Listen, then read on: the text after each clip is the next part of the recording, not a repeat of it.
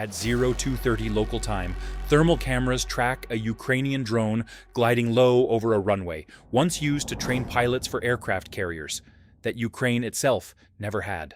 Seconds later, a hangar erupts in flame. This is a story about two airbases most people can't even pronounce, but their history runs through a Cold War training program, a wartime peace conference, and a genocide most viewers have never connected to a modern airstrike. And in the span of 1 week, both of them got hit, repeatedly. On July 1st, 2026, Ukraine's security service struck the Saky Airbase, hitting hangars housing Su-30 and Su-30SM fighters.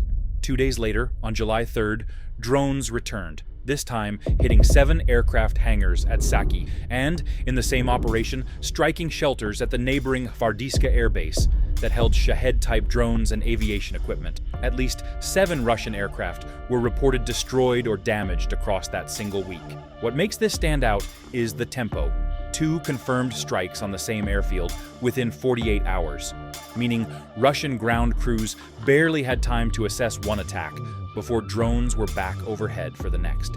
Here's what makes Saky genuinely unusual, and it's almost never explained. This airfield houses something called Nitka, a full-scale, land-based replica of a Soviet aircraft carrier's bow, complete with an arresting cable system and a real ski-jump launch ramp.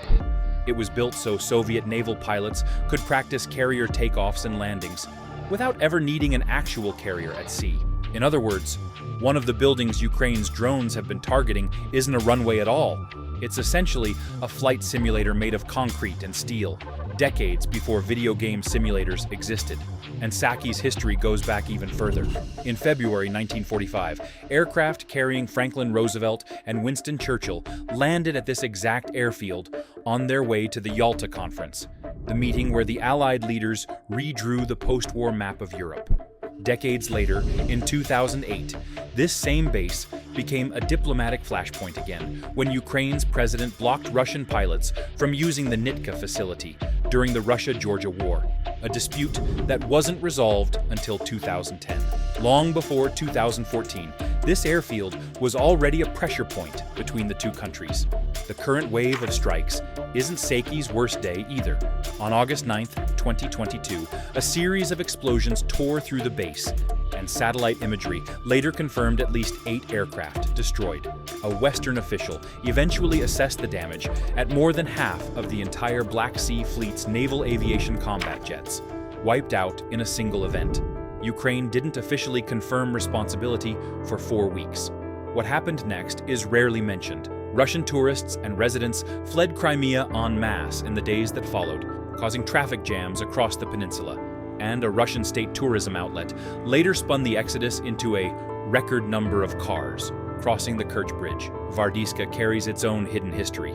Before it became Hvardiiske, this settlement and airfield were known by their original Crimean Tatar name, Sarabuz. That name was erased during the Soviet era, part of a broader renaming campaign that followed the 1944 mass deportation of Crimean Tatars from the peninsula, one of the lesser-known atrocities of World War II carried out by Stalin's regime. Most coverage of drone strikes on this base never mentions that the ground itself carries the memory of a forced expulsion that happened 8 decades earlier, and Hvardiiske has been targeted before by an entirely different Ukrainian unit. In September 2025, operators from Ukraine's primary, meaning ghosts, Special Forces Group destroyed 2 Russian Mi-8 helicopters at the base, valued between $20 and $30 million, in the same operation that struck a specialized naval tugboat in Sevastopol Bay, used by a Russian underwater sabotage unit. That's a reminder that Crimea's air bases aren't being worked by one drone unit. Multiple separate Ukrainian intelligence teams have their own ongoing operations against the same targets. So why does a week of strikes on 2 obscure air bases matter? Because Saky and Hvardiiske were never just runways. One trained Soviet pilots to fly off ships it didn't have at sea. The other still carries the name of a people forcibly removed from this land. And in 2026, both are being hit again, week after week, by a war that keeps finding new ways to reach into Crimea's past as much as its present.